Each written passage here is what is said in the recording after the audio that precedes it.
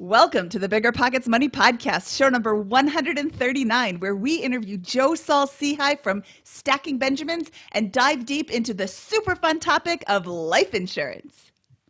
Hello, hello, hello. My name is Mindy Jensen, and with me, as always, is my premium co-host, Scott Trench. Mindy, you always ensure a wonderful opening adjective. Thank you so much. Scott and I are here to make financial independence less scary, less just for somebody else, and show you that by following the proven steps, you can put yourself on the road to early financial freedom and get money out of the way so you can live your best life. That's right. Whether you want to retire early and travel the world, go on to make big-time investments in assets like real estate, start your own business, or shut down that sleazy life insurance salesman, we'll help you build a position capable of launching yourself toward those dreams.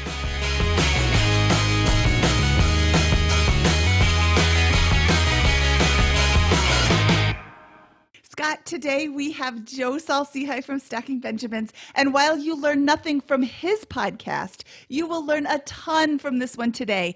Joe is like a walking encyclopedia of life insurance, how it works, how you can decide whether it's right for you and what type of policy is right for you.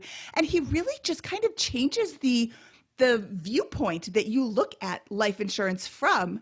I wasn't sure if I needed life insurance or not going into this show, and just listening to it has cemented my decision. Yeah, I mean, it's just Joe is a former life insurer, financial planner, and he sold life insurance as part of that, right? And he's just one of the sharpest guys in the finance world today. And so, getting his perspective as somebody who really knows the industry, and he's no longer selling life insurance, I think is really, really valuable because he understands the ins and outs. And I think you're going to get an incredible framework for making decisions about life insurance out of today's episode. I did personally. Yeah, I did too. This was great. Joe Saul-Sehy, welcome back to the BiggerPockets Money Podcast. I'm so excited to have you on the show today. You last joined us way back on episode 40, and this is show 139. Where have you been, man? What have you been up to?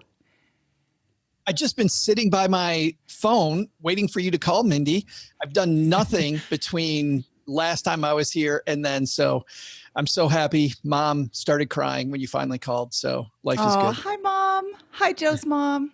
So a lot of people don't know this, especially if they listen to your podcast, but you are actually a smart person, well qualified to give financial advice. For those of you who don't know Joe. I'm sitting right here, Mindy. For those of you who don't know Joe, he was a fee-based financial planner for 16 years, and he had all the licenses to trade stocks and sell every type of insurance. Joe, I'm so happy to have you back on the show because I wanted to talk to somebody who knows about insurance and specifically life insurance, but doesn't have any skin in the game, because life insurance can be super confusing, but it can also be difficult to talk to somebody and get some straight answers because they kind of have a stake in the outcome. So I'm pleased to welcome you to our show to talk about life insurance. And I'm not the only person who's confused about this. I posed this question in our Facebook group and I got like 122 responses. So, Joe, I want to know everything there is to know about life insurance. Go. I'm just kidding. What is it? Why do you need it? Do you ever not need it? How does it work? All of those things. So before we jump into all of that, though, let's start at the very beginning when it comes to life insurance and insurance in general. How does it work? How is it priced? How do I incorporate it into my financial planning? Can I incorporate it for my financial planning? I think the first thing, Mindy, is that you have to start with subtraction, right? I think a lot of us have had our heads filled by different sources on insurance, and we all try to just cut to the chase with insurance, which on one hand is good because there's people who know insurance and they'll tell you, well, do this or don't do this. And that's all fine, but I feel like insurance is important enough and the basics are actually easy enough that it's frankly not that hard to understand, to get our head around it. But we can't get our head around it if what I'm going to say, because people that think they know insurance, I think today, some of them are going to want to strangle their device and throw it at me sometimes during our conversation. But if they just stick with me, I think they'll get a much fuller view. And so let me go through a few of those things. The first thing is, and this is what I hear all the time, is that one type of insurance is better than another. Everybody says you should always have term insurance, or my insurance salesperson says you have to have a whole life policy. You have to have this. There is no product that is better or worse. Now, when I'm talking about product, I mean product type. There are companies and there are salespeople who are taking round pegs and putting them in square holes. They're doing it wrong, and they're doing it for the wrong reasons. They're doing it because of commissions. They're doing it because it's the only thing they sell. They don't sell the right thing.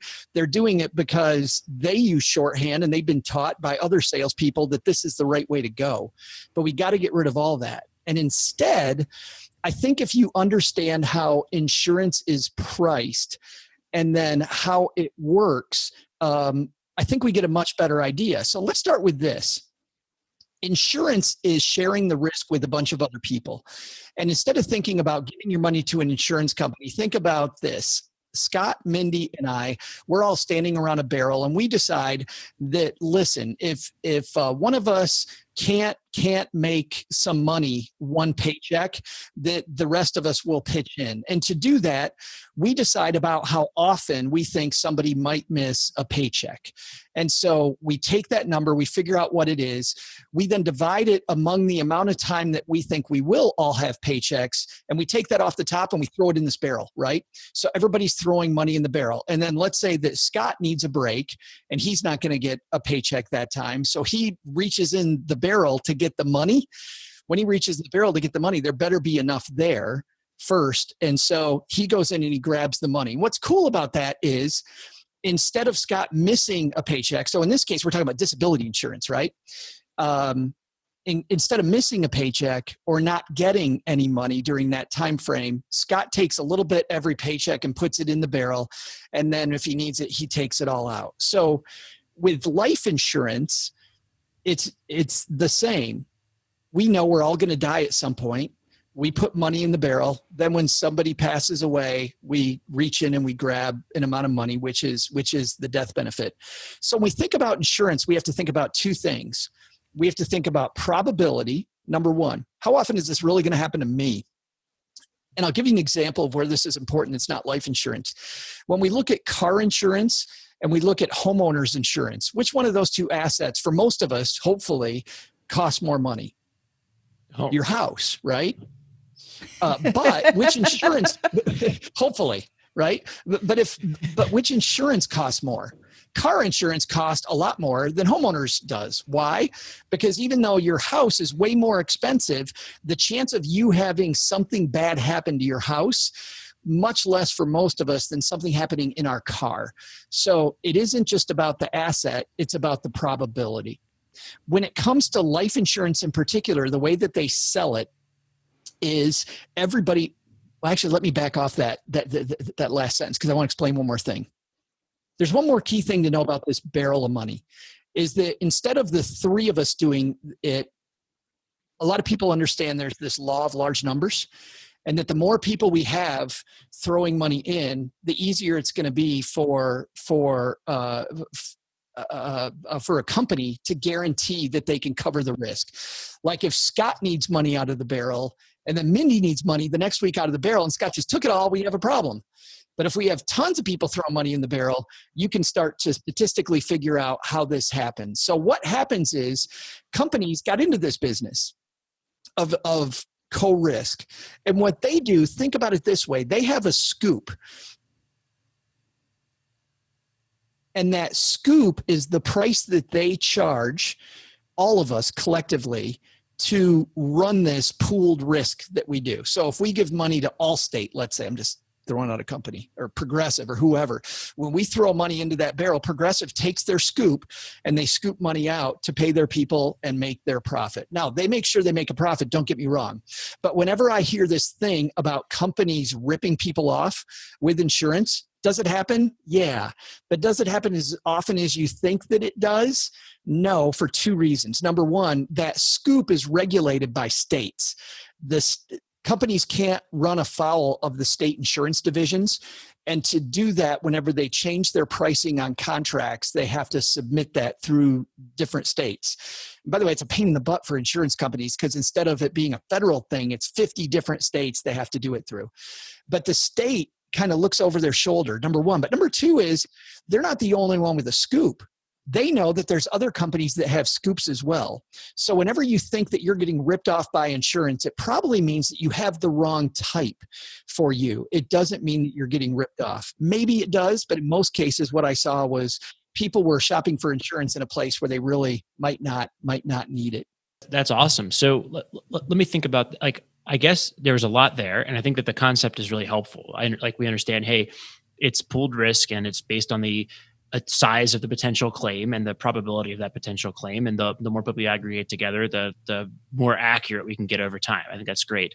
How do I, as like an individual, like, I don't even know life insurance, right? I'm looking at this as, I'm going to get married later this year, but I've never had life insurance. I figured it's for people with kids and families to protect the families in the event that you die. How do I even begin thinking about it? What bucket of insurance should I begin going after from a life insurance perspective?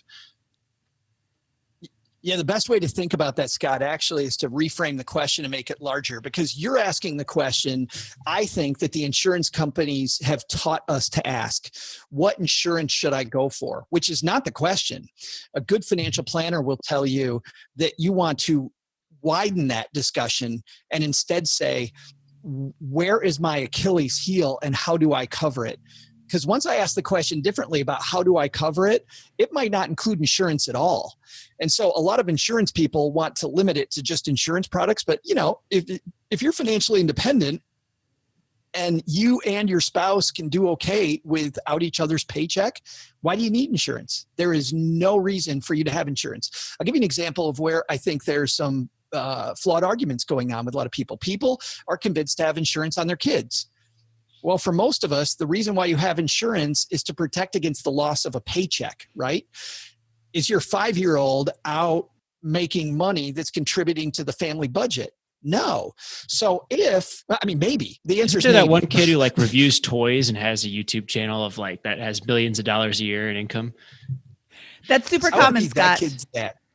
Yeah. Yes. Isn't Daphne going to retire from school? You insure that kid. Yeah. That's right. Yeah. Independent by age 8. Yeah. But if you're more like the average kid, you're not contributing to the family budget. So all that parents need to worry about is this horrible event where you're burying your child and what do burial costs add up to. And frankly, the second that you get a good emergency fund, a good cash reserve, you don't need insurance on your kids. Insurance on your kids is a horrible thing. The reason a lot of people get it, though, is because it's cheap. And so I think the next thing we should go over, Scott, to answer your question is, how does life insurance get priced? Because a lot of people wonder about whole life, which some people call a ripoff. Other people say you need it. Universal life or term insurance. What's really the difference? So here's the deal. Imagine that Scott walks into an insurance store and there's these boxes and each box represents $1,000 worth of insurance. I thought they were when barrels. You buy insurance, you're buying it. That's right. I'm going for barrels. I'm mixing my metaphor. All right. I thought this was a bad joke. You're buying these boxes of insurance and they're in $1,000 increments. And so Scott goes in and when he looks at his situation, let's say that Scott's working and his spouse isn't. The first thing to do is figure out, where's the shortfall? How much money will my spouse earn after I pass away? How long does she need to earn that money? And if I present value all that to today, so that she has financial independence, whatever age she wants, and she makes enough money to live, to fill in the gap in the budget, what's that shortfall? And that's the amount of insurance that you go to buy. So let's say that number is $300,000. I don't know. If it's $300,000, Scott is buying 300 units of $1,000 worth of insurance. That price, the first question they're going to ask is how many units. The second question they're going to ask is how old Scott is. Because when it comes to life insurance, it's all based on your age. Because actuarially, Scott, at Scott, whatever young age you're at, whatever disgustingly young age you're at versus me, 19. is going to 14. be is it's going to be very cheap. But every time you have a birthday, that cost per thousand goes up. Because if Scott is well, I'm 52. If I go in and buy insurance at age 52, it's going to be fairly expensive versus buying it for a 30-year-old, because the probability that I'm going to die more quickly is way, way, way bigger than it is for a 30-year-old. So once again, back to that law of large numbers. That's important, because when you start looking at insurances, this is why term insurance makes a lot of sense for people. The insurance company not only is selling insurance to people when they're younger, because you're going to buy it when you're young, a term insurance policy also only guarantees that it's going to last for a certain term. When you look at actuarial tables, people are going to die much more statistically after 60 to 65, right? All of a sudden, deaths in America at those ages really start ramping up. Well, the cool thing about term insurance is you're getting rid of it between 60 and 65 years old. And if we go back to that basic question people ask, which is, how do I cover my risk? You think about the risk that you're not going to have enough money after 60 or 65. Hopefully, if you've done a good job of planning, if you're listening to this show, you've done a great job of planning. You no longer have any need for insurance. There's no more coverage that you need, so it's okay for the insurance to go away. So not only does that barrel of money we're throwing money into have a lot less people taking money out, because frankly, people are dying. They're just dying after the insurance expired. Second, people are buying it younger, which means the chance of them dying during that process is less. So term insurance is less expensive for whole life for a very basic reason. A whole life insurance company is guaranteed to be there when you die. A term insurance policy will probably not be around when you die. The vast probability is that it's going to be long gone. So insurance companies can offer you a much cheaper policy than they can on a whole life insurance just because of the way it pays out. Okay, I have 10,000 questions. First of all, if I am, I guess clarifications, not questions. If I am understanding you correctly, whole life insurance means that I am buying a policy from XYZ company and they guarantee a payout whenever I die. Yes. Okay. No matter what age you are, you're 85, you age. still have the policy. Yes. I don't just buy the policy once. I pay every month. There are premiums to pay every month. You can pay it however you want. And this is actually, Mindy, brings up a great thing. Remember how it's sold per thousand? Let's say you buy a whole life policy that's $100,000. Okay. Let's say that you put $40,000 into that policy immediately.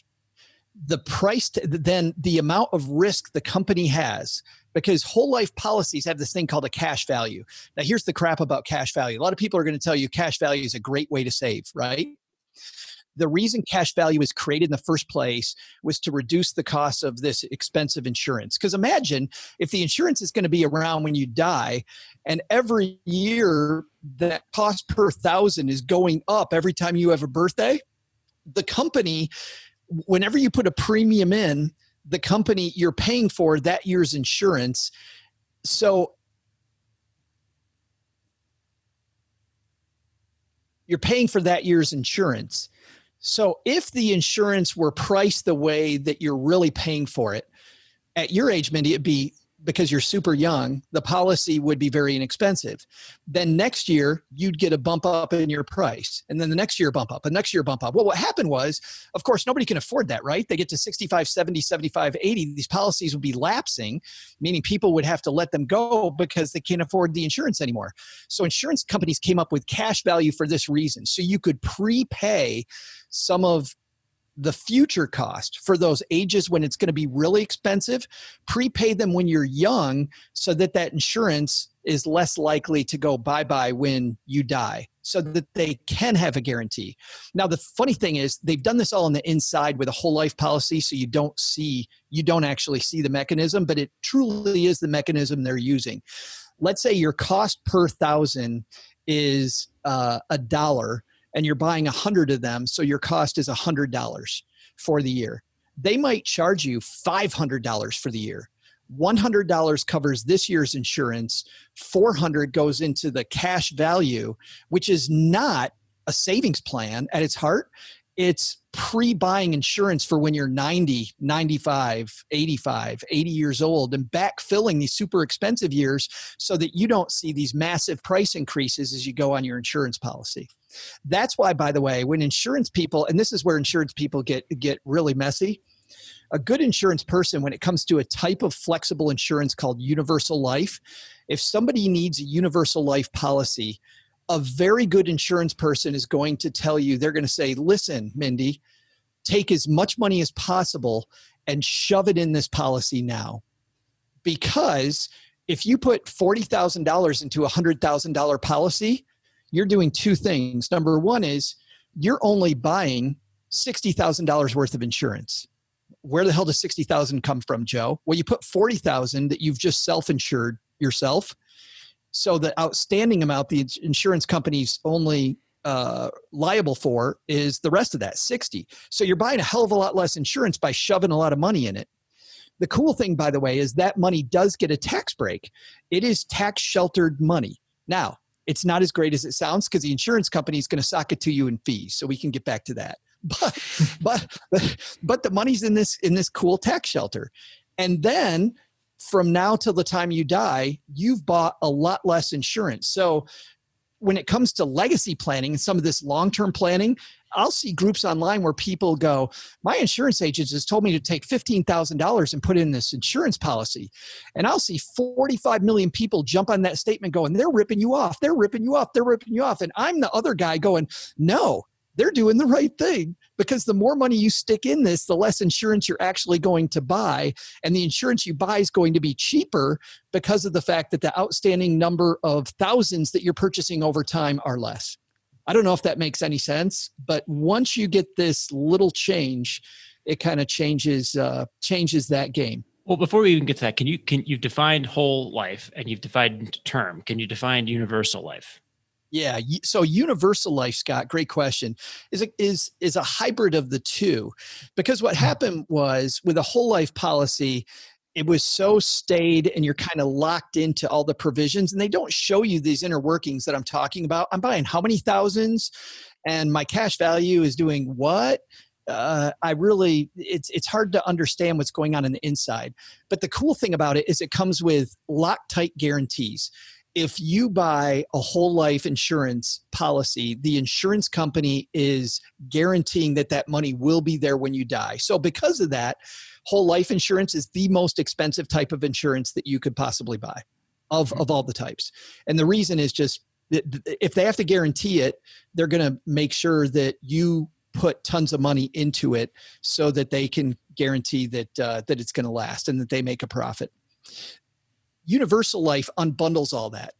Universal life says, okay, Scott, how many thousands do you want to buy of insurance, and how much cash do you want to put in? And we can run some projections that will show you that this will last. And we could also, maybe a variable universal life policy will put mutual funds inside of there, things that look like mutual funds instead of just cash. Or we can have it be a high interest money market account. We could have it be some S&P 500 lookalike thing. So universal life is where they unbundle all these pieces and they say, okay, how much money you want to put in it? And if you can't cover the amount of the basic premium, they'll tell you, no, that's not enough. At the very least, you need to put X in it. But you can put more than that in it in a given year. You can put less in it in the next year. But also the problem there is if you don't put enough money in it, and that insurance keeps getting more expensive every year, every time you have a birthday, now they're digging more and more into the cash and into your premium, and the policy is much more likely to lapse.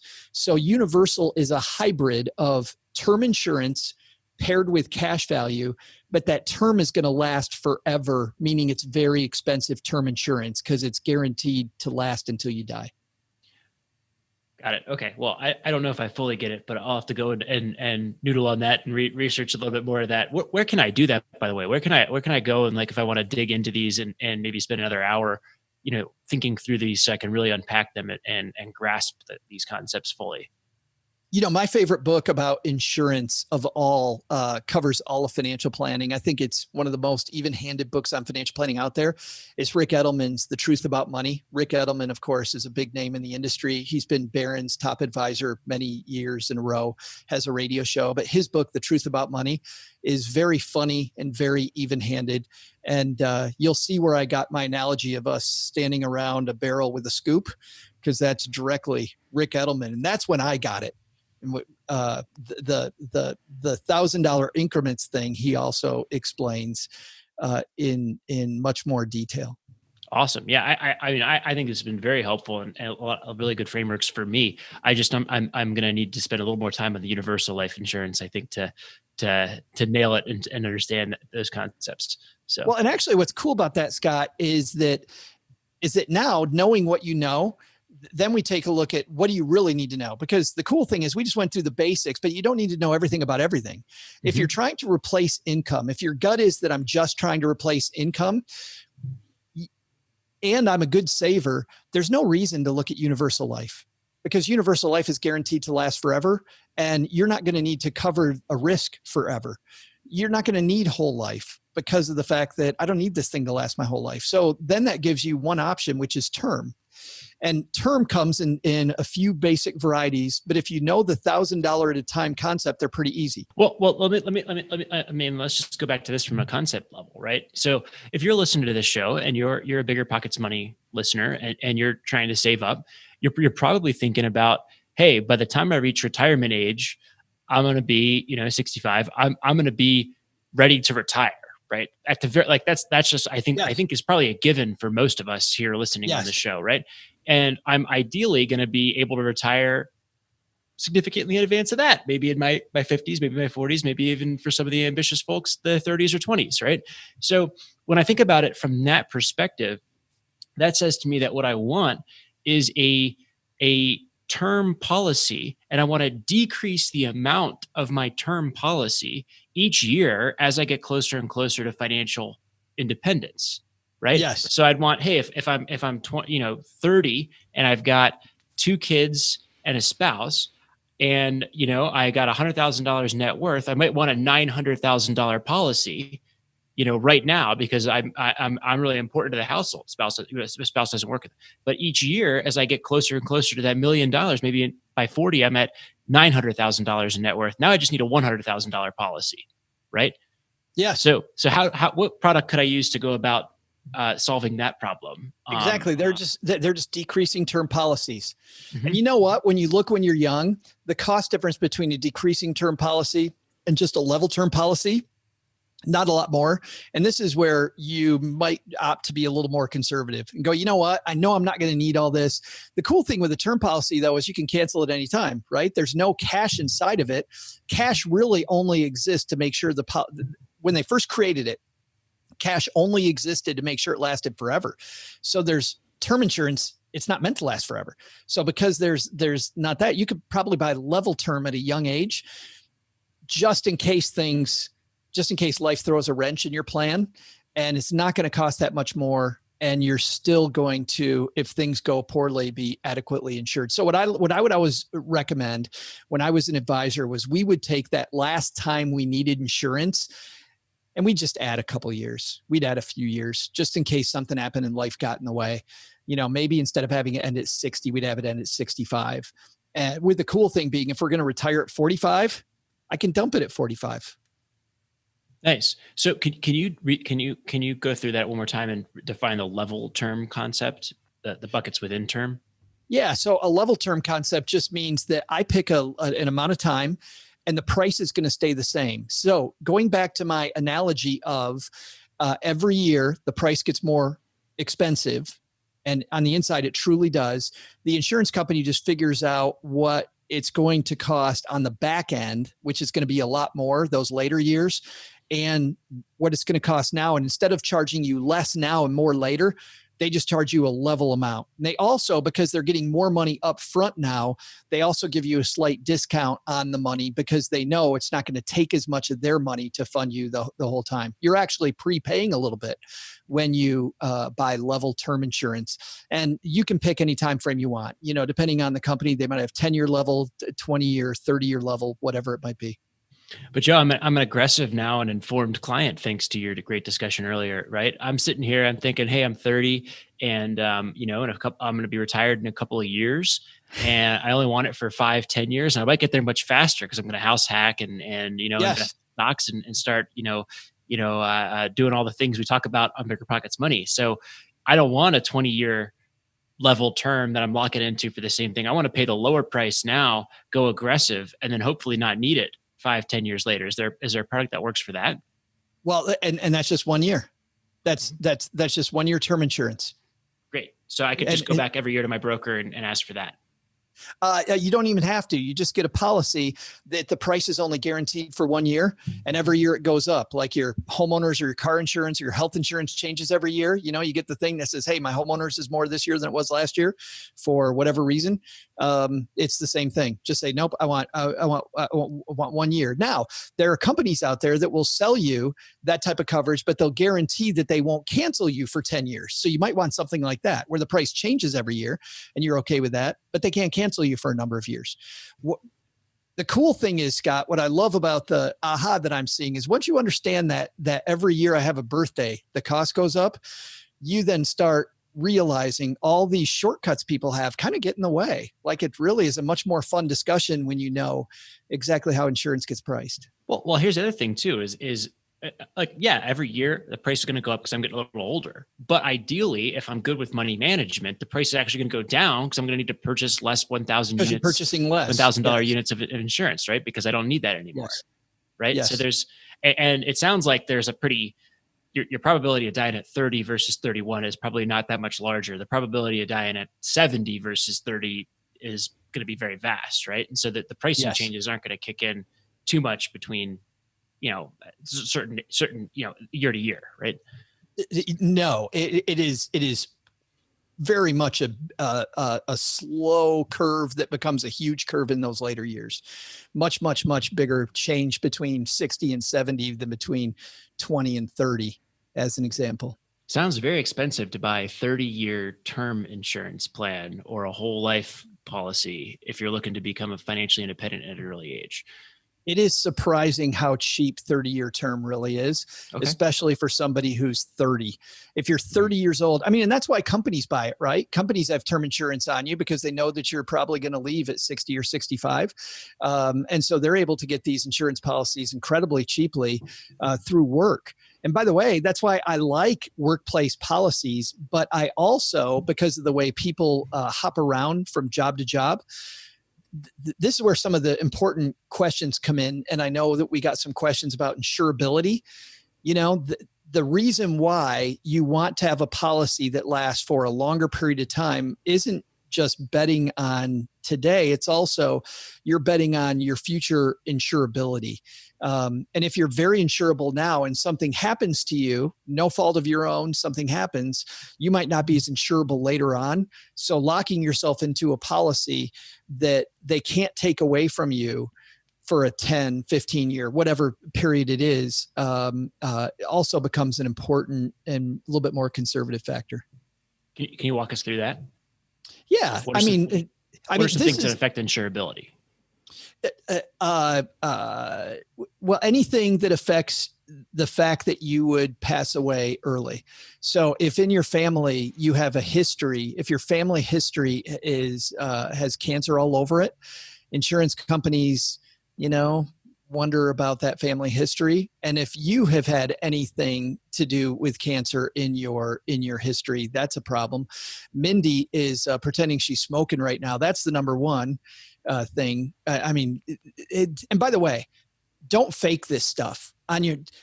When I was a financial planner, the number one thing that smokers especially would say, they go, what if I just didn't smoke the week before they're going to send somebody out to probably do like a blood urine type test. So for most of the testing that these guys do, if you don't smoke for a week, they're not going to see it. However, here's the problem. There's this thing called the 2-year contestability period. And if you die during those first 2 years, they go back and they look at every single thing in your lifestyle. And if they find cigarettes anywhere in your lifestyle, they don't pay your beneficiaries anything. So I would rather go in with the truth than risk the first 2 years. And the cool thing is, if you lie and you get away with it for 2 years, you're scot-free. You could say, Scott, that you are a 12-year-old woman, and because women live longer and because 12-year-olds are younger than you could get an hella cheap insurance. And if that insurance passes 2 years and they haven't discovered that you're really you're locked in. But I'm not, I would never, ever, ever play that game. I think, well, it's just fraud, number one, but number two, you're also messing with the whole reason you have insurance in the first place.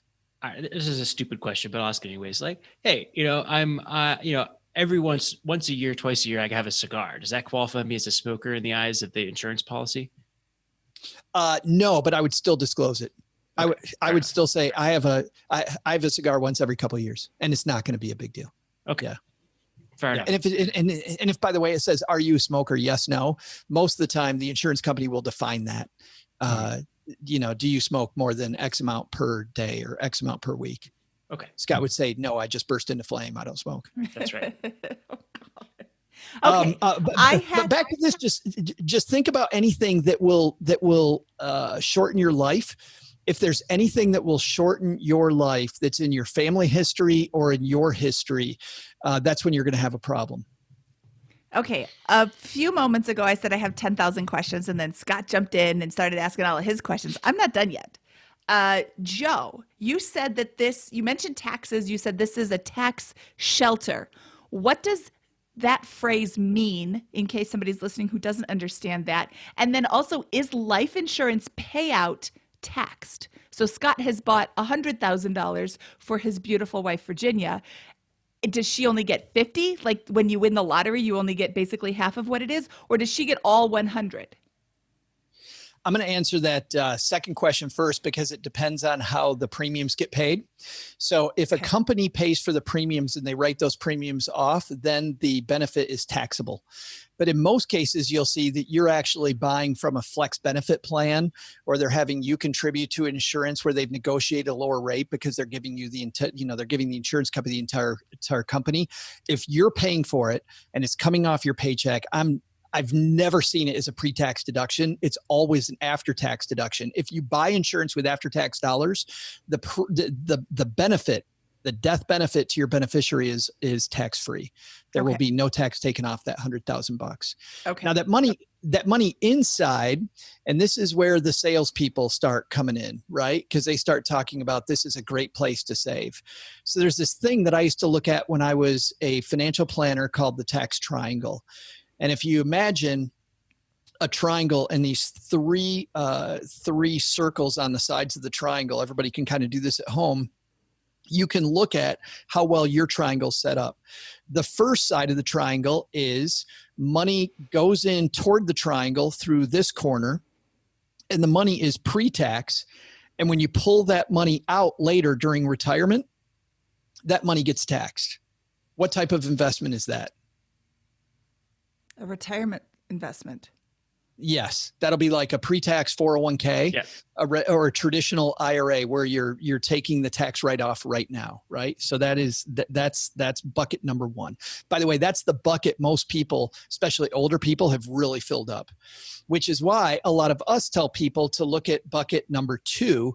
Bucket number two is where money goes in after tax. We're taking money that's already been taxed from our paycheck or wherever, and we're funding whatever the investment is, and we pull it out, it's going to be tax-free. This will be your Roth IRA. This would also be municipal bonds, even though there can be some problems with Social Security and municipal bonds, but still largely tax-free, the interest on those.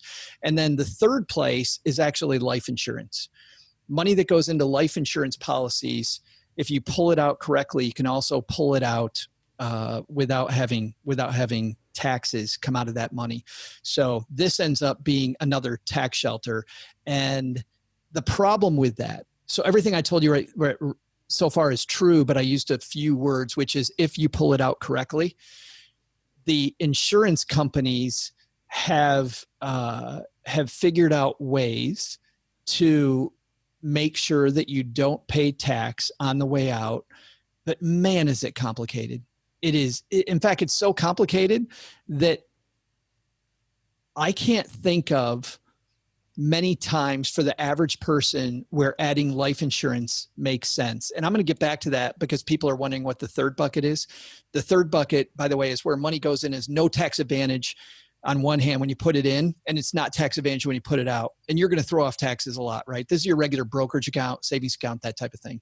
So you want to have some money that's flexible, some money that gives you tax advantages later. That would be Roth IRA, munis, and maybe life insurance, and then money that's pre-tax where you get the bird in the hand today, tax-wise. So those are your three different tax pieces of the tax triangle.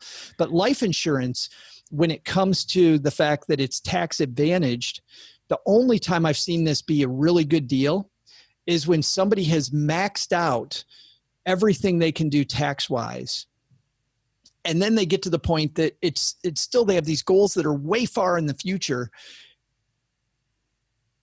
and they don't want to throw off a lot of taxes today. You can do the very kind of complicated math. It's funny that I'm sighing as I'm even saying this. You can do the complicated math, and shoving money into a life insurance policy wholesale, just shoving as much money in as you can, is a way better idea, way better idea than putting money in an annuity. Way better. Oh, well, because the money goes in after tax. The money comes out tax free. With an annuity, the money is going to come out tax deferred, right? Also, the fact that with annuities, it's last in, first out, the way it gets taxed. So people are afraid to take money out of an annuity because they're going to get hammered the second that they touch their annuity. With life insurance, you'll never pay tax as long as you can keep the policy in force. So I would tell you, when I was a financial planner, I would use life insurance as a tax control vehicle, but I would use it maybe once a year. And this is a person who's making like $800,000 a year and they're spending $200,000. And we're just trying to figure out where the hell to stuff money. Let's just stuff money in as many different buckets as we can. So yeah, it sounds like the use case for this is hey, I just came into like $5 million through an inheritance or something like that. And I don't know anything about investing, and I want the most guaranteed tax advantaged income stream I possibly can find. And this isn't a way to go about that, solving that issue, for example.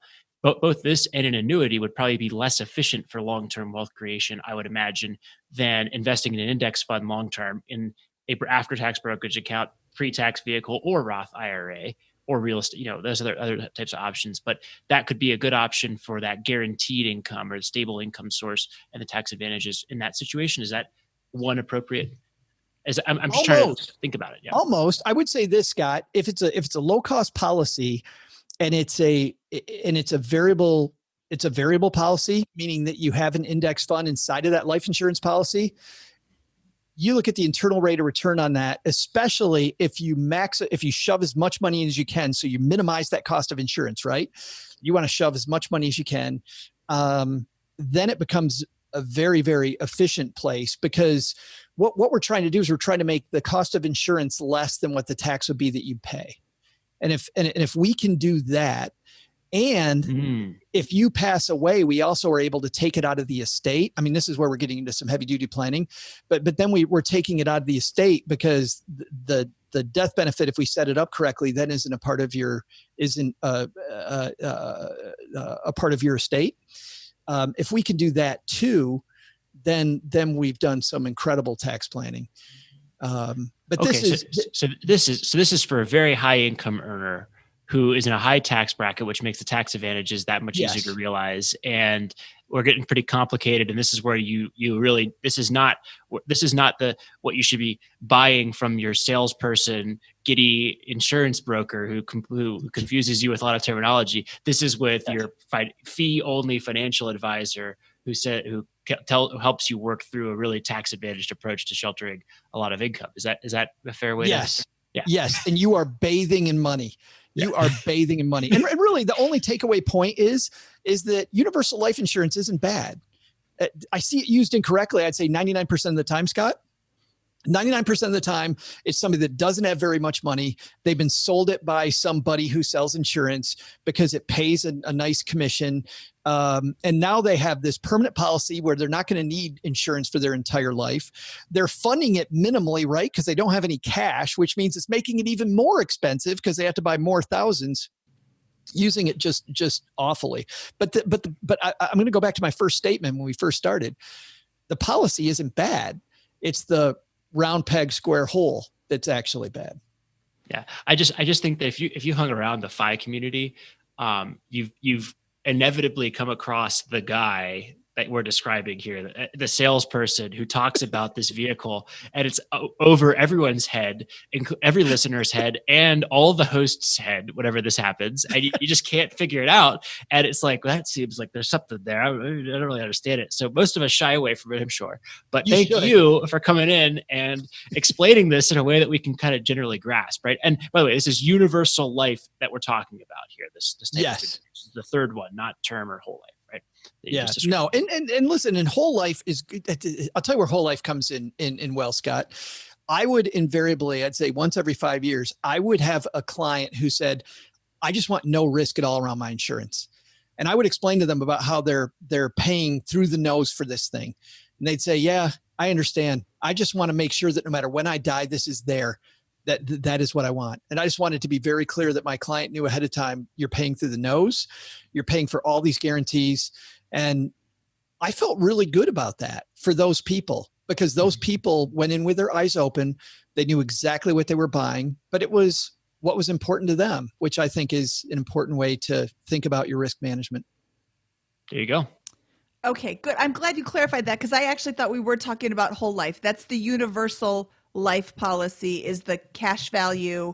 And now, is that the one, this came up a lot, the cash loan options and the velocity banking and the infinite banking and all of that stuff. I'm not sure that's related to life insurance, but I know that I just know enough to be dangerous. I know that policies from 1,000 years ago, if my parents would have taken out a policy on me when I was a kid, that would be valuable to me to borrow from now, but policies issued now aren't the same, right? Am I close to correct? And before Joe goes here, I just want to chime in that I on this same subject, I feel like I have a very large amount of skepticism about all of those items, but not a framework to be able to challenge the salesperson screaming all these benefits in the face. So I want to just throw that context in there before Joe answers. Yeah, because there's a lot of different things, Mindy, that you threw out, but let's start with infinite banking first, because infinite banking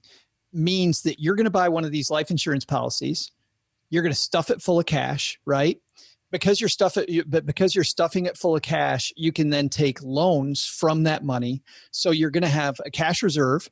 If something bad happens to you, you will have a death benefit, which is also pretty cool, because then your heirs end up with money. But if you live, which is what we're all hoping for, yay, you take out this money as loans, meaning that all this money that the thing's making is tax free. It gets a little more complicated than that. It works. It actually works, unless think about how many things you're betting on. That if you take out that loan and you can't continue to put a paycheck into that policy to continually fund that cash value, the second that cash value begins draining, what happens? If instead of you having $40,000 of cash in a $100,000 policy, you go down to $30,000 of cash next year, not only are you a year older, which means that the each $1,000 is more expensive, you're buying $10,000 more insurance. So when these infinite policies go bad, they tend to go bad in a hurry. Like when they unwind, when your life unwinds, everything unwinds with that type of a policy. So I'm reticent to do it, not because the concept doesn't make sense. They can tell you the concept all day, and you're looking for the flaw, Scott. There is no flaw. The only flaw is if you can't continue to keep that cash portion funded, and you keep having birthdays, which you can't stop having, it's going to unravel in a hurry if you can't continue to fund it. So what you really need to have happen, you need to be able to guarantee that the future is going to continue to look as good as the present. And most of us like doing that. I just don't like doing it around my... Or that you're going to die. Yeah, or that you're going to die. Right. It's going to look right? the same. So, yeah. Right. Yes. Okay. Just making sure I have that right. Yeah. There's just too many variables. I prefer to plan on a life where things are going to change, right? It isn't flexible enough for me. And the chance of it going wrong means I'm going to end up paying a lot of fees that I wouldn't have paid if I just did the straightforward thing. You'll come out ahead if everything magically works out. But the bad news was, over 16 years of being a financial planner, the number of times that we had emergency meetings because things weren't working out the way that we thought they were leads me to believe that we should probably plan for flexibility, not to lock things in. Okay. So just to recap, the cash loan or the policies that are being issued today are the same as the policies that are being issued when I was a kid, except that just has more time to build up the cash that I could borrow from. Is that? No, policies have definitely changed over time. Okay. And insurance companies have been very reactionary. So let me, we can just do it. I'm sure it didn't happen exactly this way, but companies are all selling this approach about, hey, we pool this risk. I can do it for you. This is a great thing that everybody has, hey, let's do this. And then somebody walks up and goes, yeah, but what if I die? What if I die much, much later? Like, you're trying to charge me at 80 years old for this policy. I can't afford it. Oh, well, let's make the policy level and let's have you put money in. Well, with whole life insurance, that gets really difficult, and you can't sell that to a 25-year-old. A 25-year-old, when you look at the amount of risk they're going to have of dying over their entire life, they're going to go, why would I buy this? I'm spending so much money for insurance as a 25-year-old because I'm pre-covering when I'm 80. This isn't very affordable. So okay, here's what we're going to do. We're going to make some of this go into a cash value, right? Make some of it go to a cash value so that your policy is, quote, paid up. So you'll pay even more now. But here's the cool thing. When you get to 60, your policy is completely guaranteed. And what they're really saying is you've pre-purchased all these thousands ahead of time. So yeah, the price is even higher, but it's only going to be a short-term pain, and then your policy is guaranteed forever. Well, so then insurance guy is walking around trying to sell these things. And during the 60s, 70s, interest rates go through the roof, right? And people are like, listen, why don't I just invest in these CDs paying 10%? Forget about your cash value. I'll go ahead and do this myself. All of a sudden, the insurance guy goes, oh, I got to change that game. Well, how about if we did this? What if we can make that, instead of a guarantee, what if we float that interest rate that you get? So if we float the interest rate, now it becomes a savings vehicle. And now you've got all these insurance salespeople going, hey, Scott, you can insure your family. And if you need the money early, check out what interest rate it's earning. It's not that old whole life thing. It's now this thing that pays a higher interest rate. And then as inflation lowered in the late 80s and mutual funds became a hot thing in the 90s, insurance guys walking in going, hey, this pays a good rate of return. They're like, what, 4%, 5%? Are you kidding me? My mutual funds are killing it. So insurance companies go, what are you going to do to compete? I know what we'll do. We're going to stick mutual funds inside of these insurance policies. That'll do it. That'll be great. And so policies have always evolved, but the bad news is that, I think you get my point, they've always been reactionary to what's going on around them, to try to make sure that they continue to stay relevant. Yeah, I don't know if I'm misunderstanding this or just finally getting super clarification, but I wasn't all that excited about life insurance before I talked to you, and now I'm even less so. I see Scott thinking, oh, this could be. And, Scott and I are in different places in our lives, but I don't think that I need Life insurance. When do You I know that I don't need life insurance? Or, I mean, does everybody need it? No, it's very easy to do the math. If we start off not with life insurance, but what's my risk? Always start off with what's my risk. So if I get disabled today and I can't work anymore, how much money does that take off the table? Can my investments be enough for me to live on, not just now, but with inflation forever, right? So if that happens, then I don't need disability insurance. Same thing with life insurance. If I have enough assets that if I pass away and my family can do okay without me, I don't need life insurance until, this is the other side of the equation, until we get so much money that now I have these really onerous estate taxes. When I get a huge nest egg and I've got estate taxes, insurance then becomes a very effective way to solve that, because instead of paying a $1.5 million insurance bill by myself, I could maybe put $100,000 into a life insurance policy, and that's at $1.5 million. And now my life insurance policy is going to cover $1.5 million estate tax that I can't get rid of, but I only had to put $150,000 toward it because it only cost me $150,000 to pay that tax. So there's two times you need insurance: protect your income for most people, and your value to the family, which is something else that we should address. And on the other side, protect you from estate taxes. Well, okay. So now I got another question for you. So Mitty, here's what's going through my head, right?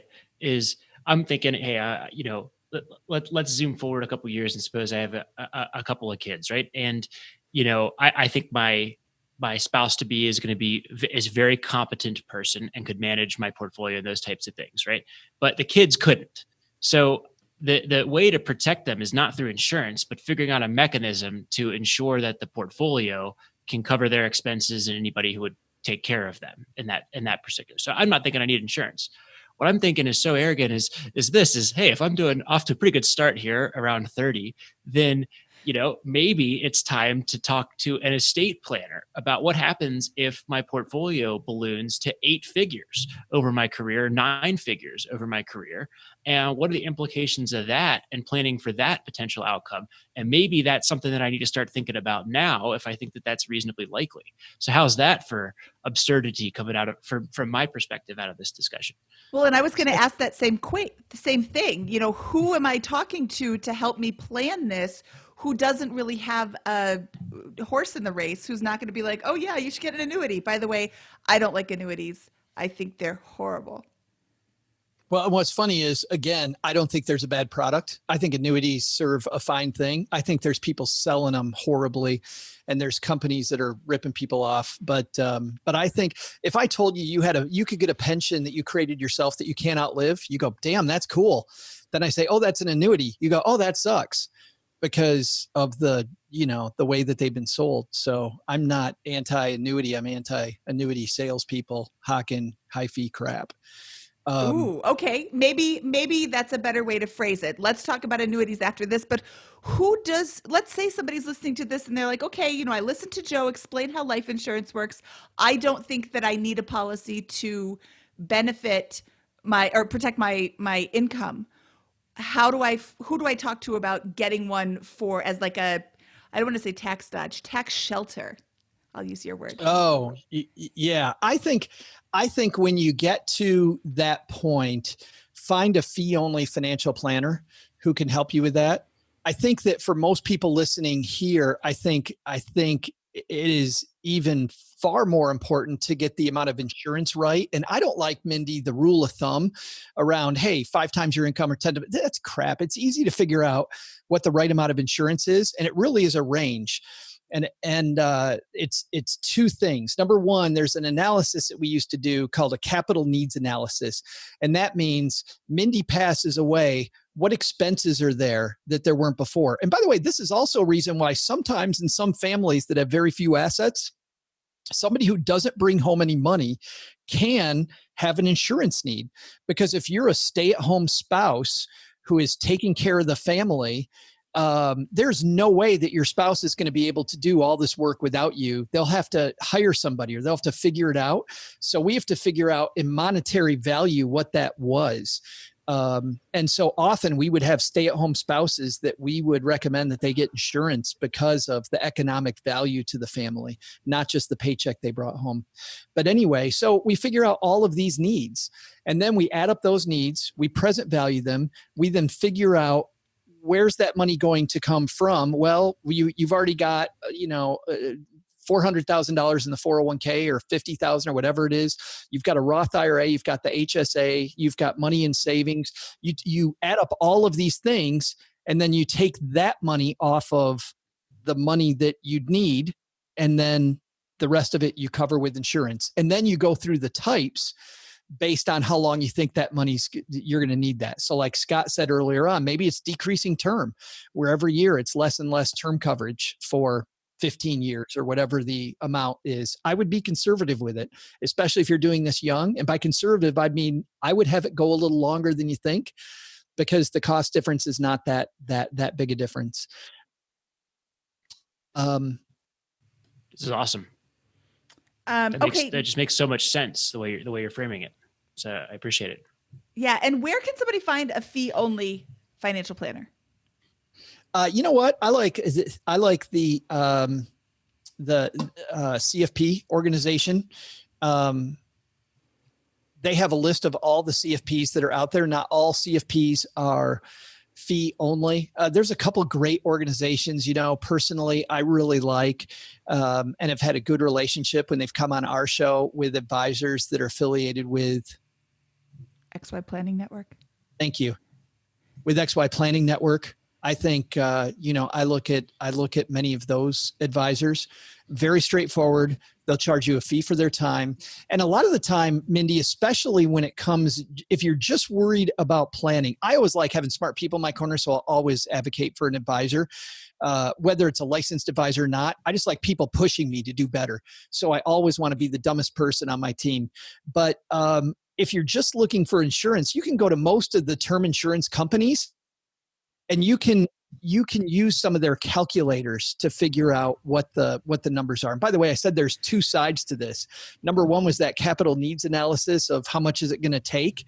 The other side of the field goal, we call it, was what's called a human life value, which is if Scott passes away, he's going to earn X amount of money over his entire lifetime. If we present value that money and he died today, how could we replicate his paycheck forever? That obviously, that number is going to be way too high. But the problem I have with the capital needs analysis of so-and-so makes so much, and I've got this level of debt, and I'm going to grow my assets at this rate, those numbers all blow in the wind. So if I get a capital needs analysis that tells me that I need $250,000 and I've got a human life value of $1 million, I might buy $350,000 worth of insurance. I'm not going to put it right at that 250. And by the way, most of the term insurance companies out there will have these calculators right on their site. And when you think about those, I'd much rather use that calculator than use a rule of thumb. Great. I want to kind of jump back to a couple of questions that came from the Facebook group here. One of the questions is, when companies refuse to pay out, what to do when companies refuse to pay out a policy? And I want to qualify that with the context I think is likely behind that question, where, hey, if I get into an automobile accident, right, and it's the other guy's fault, then my insurance is the one that goes after their insurance for the claim, right? And so it's nice to have your insurance provider figuring that out for you and all that kind of stuff. With the life insurance, it's your beneficiary against the insurance company, right? I think you sort of answered this question before because of the 2-year thing, but I just wanted to get your framework for answering that. Yeah. Yeah. The only reason that they would do that are two reasons. Number one, most have a suicide exclusion, which usually is also for the first couple of years if you commit suicide. So you go buy $1 million worth of insurance just before you plan to commit suicide, they're not going to pay. And then also, if you lied on your application, generally that's also 2 years. So it's because you did something that violated the term of the contract that is the only reason why they wouldn't pay. What medical conditions have the most impact on your rates? And when does it make sense to do a no exam policy? I am not a health expert, but based on everything we said, I can answer this really easily. anything where the insurance company thinks you're more likely to die is going to impact it the most. If that's going to push that number up and make it so that the probability of you dying quicker is much more evident, then they're going to charge you more. They are not allowed by law to discriminate. I'm not saying that they do or not. I'm not on the inside, but they're by law, they're not allowed to discriminate and say, no, I just don't like Mindy and I'm going to charge her more money. Can't do that. Because of that, you think about that. If I'm an insurance provider and you tell me that you don't want to tell me about your health condition, what I'm going to do then is I'm going to maybe insure you. And if I do, you're going to go in the dirtiest part of the pool. You're going to be standing around that barrel of money with people that all have to throw a lot of money in. So generally, I would much rather tell people what my health is and hope like hell I'm not in that last barrel than not. But if I'm awfully sure that the question is, are they going to insure me or not? And I know I'm going to be in that worst barrel. I'd rather be in the worst barrel if I need insurance than be excluded completely. Another thing to be clear about too, insurance companies by law are allowed to exchange information. So it's much like when you apply for a credit card, it goes on your credit report that you applied. So you don't apply for 5 credit cards at once. If you have a health condition, realize that every insurance company is going to know that. If you put it on one insurance application, there's no way the other ones aren't going to know. They all work together when it comes to fighting fraud on applications. Okay. And what about extracurricular activities? Like riding motorcycles or skiing or snowboarding or skydiving or that sort of thing. I don't skydive, but different companies have different exclusions, but you need to tell them that if you are going to, because there will be provisions in the fine print of the policy that say that if you die skydiving or if you die, if you're a big one on a company that I used to really like was about auto racing. If you're involved in auto racing, they would, race. And it was all, by the way, it was all types of racing. If you race automobiles, motorcycles, boats, they went through all the list that you have to disclose that. So this is where I would ask the insurance company specifically before you start filling out the form. Because once it's on the form, then you're declaring this is the truth. I would ask a person out loud, say, hey, I race motorcycles. Is this going to be a problem? And is there anything that I might not think of? I mean, obviously, if I race motorcycles, I am at an elevated risk of dying a horrible death. Is there anything that I would not necessarily think of that would be an issue?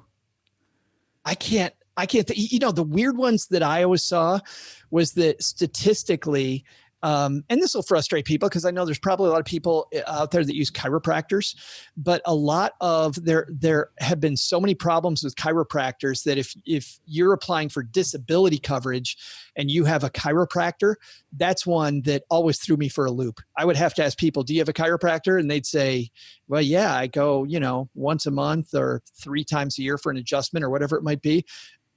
I would tell them right away, I'd say, you're going to get a horrible rate for disability coverage, and say, well, but my chiropractor is a lifesaver. And it's not your chiropractor.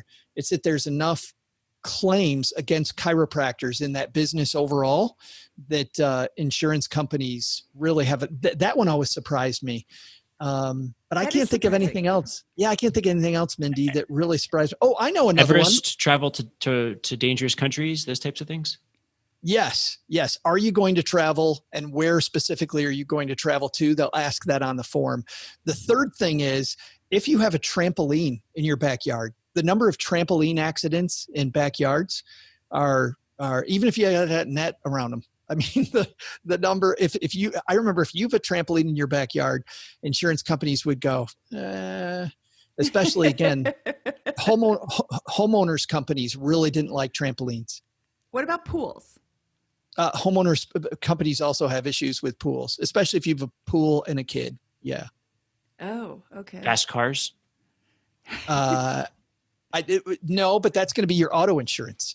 Yeah. Your auto insurance, it's funny that the type of car you have, and if it's red or not makes a difference. That's all. I told Carl that I specifically did not want a red sports car because they get pulled over. Scott, come join us on this side of 40 and your rates plummet. Nice. Yeah, I look forward to it. Okay, can I take a policy out on my spouse even if he couldn't be bothered to finish the paperwork on his own? What I would do is I would fill out the entire policy and just have them sign it. Very specific phrasing of that question. Well, let's be clear. You can't take out a policy on your spouse and then feed them poison mushrooms, right? Mm-hmm.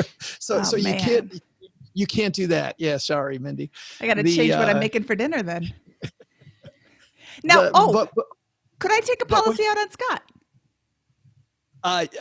You can, but there has to be evidence of a reason why you need that insurability. So companies will have key man insurance. So in as much as Scott is a key man in BiggerPockets, and he is, it's going to take a new CEO time to get up to speed. Companies will often take out a key man policy on key people to make sure that they still have money coming in. That's a good business planning policy. But to finish answering that first question, you can take it out, but they have to sign it. They have to sign it. They have to know they're being insured. You have to have a reason to do that. So a spouse can fill out the entire application. So if they're really lazy, you just fill it all out for them and have them just sign it. Okay. I asked, Scott said, I don't know. I don't have life insurance. Yeah, you do. BiggerPockets has a policy on you.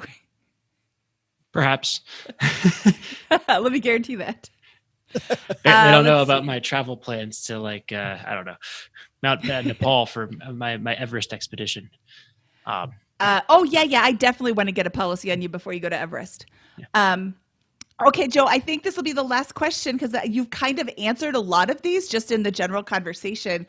What criteria do I look for in a good life insurance policy? And how can investors find resources or connect with the right life insurance companies? So I think we kind of covered the criteria part of that, but how do you find a good life insurance company?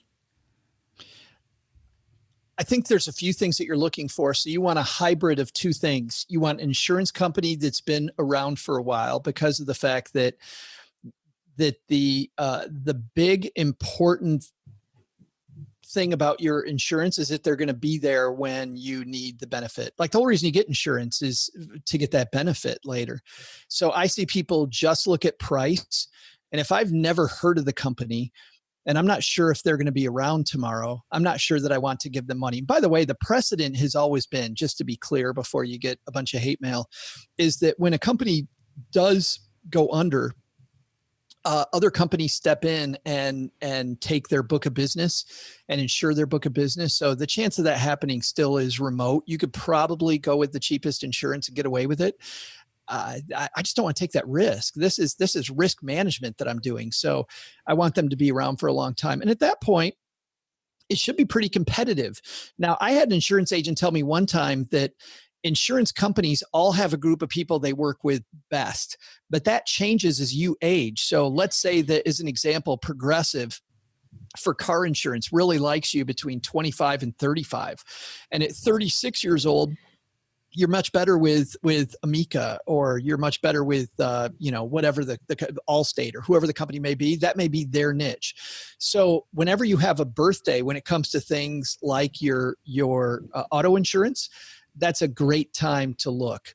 With life insurance, you're going to make this decision one time. So I think then once you know that the policy's been around a while, if it's a term policy, you can specifically look at two things. Do they offer the policy that you want? Scott was talking about decreasing term policy where it's less coverage every year. Some companies don't offer that. So you want to ask, do you have that particular policy? Then the second thing is that if they do, then if two companies do, then it just comes down to price, right? Who's offering in the lowest price? And by the way, you're going to find out this idea that companies are ripping you off, again, is a lot less than you think. The difference the difference when you go through all of this decision-making process and you're truly comparing an apple to an apple is way, way razor thin margin versus what people think it is when they're arguing about it on Facebook. Wait. All the experts don't discuss this on Facebook? It's unbelievable. Yeah. Well, So I should have said hashtag spoiler. I think every random person who discusses life insurance on the Facebook groups, really kind of nail it right in the head. So, anyways. But it's way more fun, Scott, to say they're all ripping you off. Yeah, they're all ripping you off. That's right. They know it intimately. Yeah. All right. Well, is there anything else? We're coming up on our time here. Is there anything else that we should know about, or questions that we haven't posed yet that we should be throwing out there? That you can think of, or common things before we kind of wrap up here? No, I think that's the main stuff. I really like when you really, I think, to encapsulate everything we talked about, Scott, to throw away the there's one type that's best, realize that your situation is unique, and focus on your situation and the fact that there's thousands, you're buying it per thousand, you want to buy it for a set amount of time, and then work backward. And I think you're going to make a much, much better insurance decision than using a rule of thumb. Perfect. Love it. Joe, this was super helpful. And this really helped explain to me what exactly is going on with life insurance, and, just defining the whole term, or the whole term and universal life insurance policies is very, very helpful, how it works and like all of that. I really appreciate your time today. If somebody did want to actually reach out to you and talk to you more, how could they find you? Well, you can find me I'm on Twitter, Average Joe Money. Come talk to me there. You can, of course, find me at a show where you're not going to learn anything close to what you learned here. The goal of our show is to never teach anything ever. So you'll find me at Stacking Benjamins every Monday, Wednesday, Friday. Stacking Benjamins is a great show. It's very fun. There's a lot of learning going on there, even that Joe kind of tricks you over time into absorbing lots of information about complex financial concepts. So definitely go check out Stacking Benjamins. You're going to ruin my reputation, Scott. You got to stop that. Yeah. Yeah. Some fun guests on from time to time as well. We listen to you whenever we clean out the garage. I mean, my husband listens like every time, but I listen when we're cleaning out the garage, which is very frequently. And I just always associate you with the garage and not the basement. But Joe does actually record in his mom's basement. Yes. Mom's basement, which has been moving around a lot lately. We've been nomadic here for a while. Mom and I moving around the country.